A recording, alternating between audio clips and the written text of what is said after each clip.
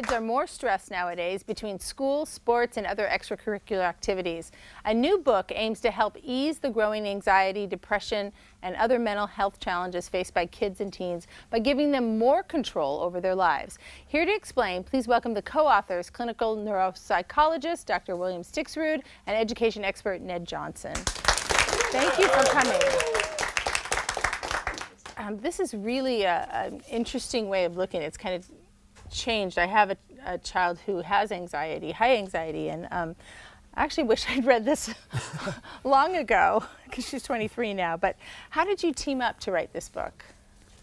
Well, somebody introduced us probably 7 or 8 years ago, and we just have so many shared interests. And we both deal with kids who are experiencing a lot of anxiety, and we both deal with kids who are either hyper-motivated, obsessively driven, or feel, what's the point of trying?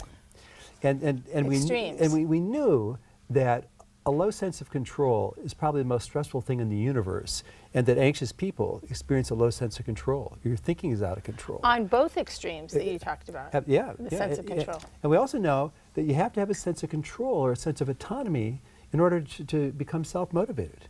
And so much of young people, what we want them to do is to not be chronically stressed. We want them to be self-motivated. Right. So let's go back a step, and what is causing the stress and the anxiety that we're seeing? And are we seeing, it seems like we're seeing more of it, but maybe that's not true. We're just talking about it more. We're certainly seeing more of this.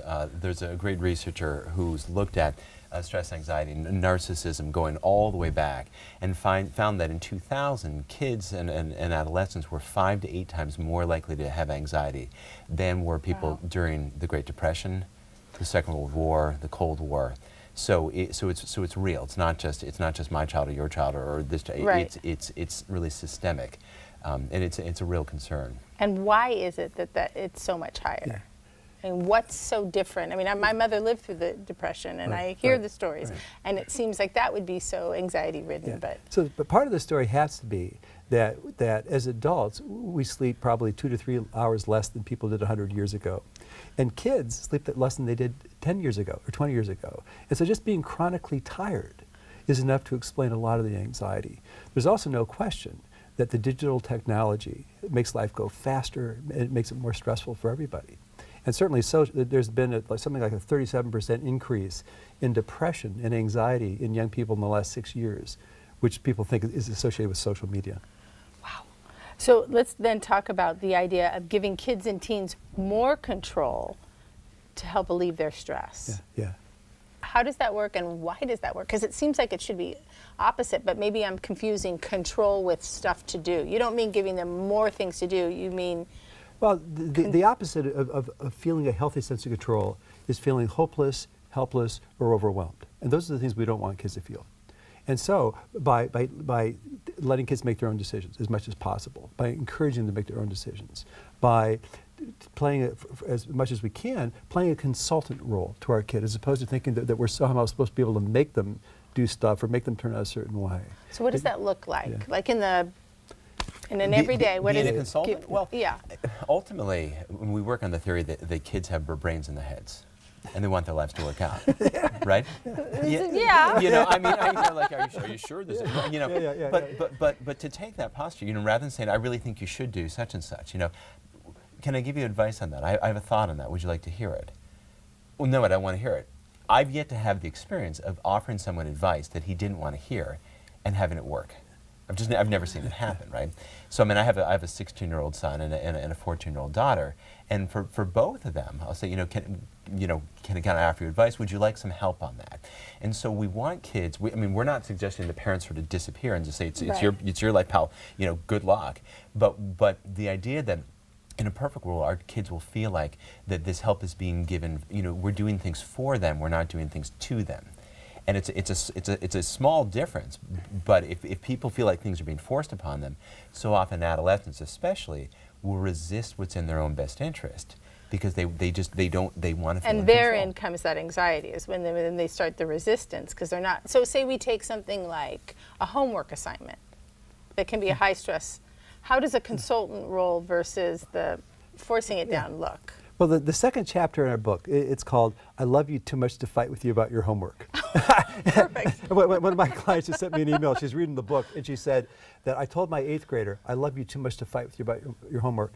And first he smiled, and then he hugged me, and then he said, "Is something wrong with you, Mom?" But the idea is that we want to acknowledge respectfully that this is a kid's work.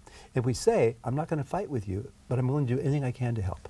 I'm willing to sit with you from 6:30 to 7:30 every night. I'm willing to get a tutor if we need it, but I'm not willing to act like it's my job to make you do this, because it couldn't be my job to make it. All you have to do is close your eyes. What I'm going to do, prop them open?" And so when we change the energy like that so that we aren't fighting all the time trying to make kids do stuff, it's less stressful for everybody. Parents say, I'm going to stop trying to control things I really can't control. And kids stop fighting other people's attempts to control them. So it's much less stressful for everybody. I really need a do-over. How early should parents start giving kids more control over their lives? Well, I think as early as possible, but we're not talking about putting the 4-year-old in charge of the household, right? But you can say, do you want to read this book or that book for bedtime story? Do you want to have bath, before dinner or after dinner? Do you want to do these vegetables or that vegetables? And all the literature shows that feeling some sense of control in some place makes it easier for us to be controlled in other situations, right? A lot of what kids experience in school, kids have less and less autonomy every year that they're in school.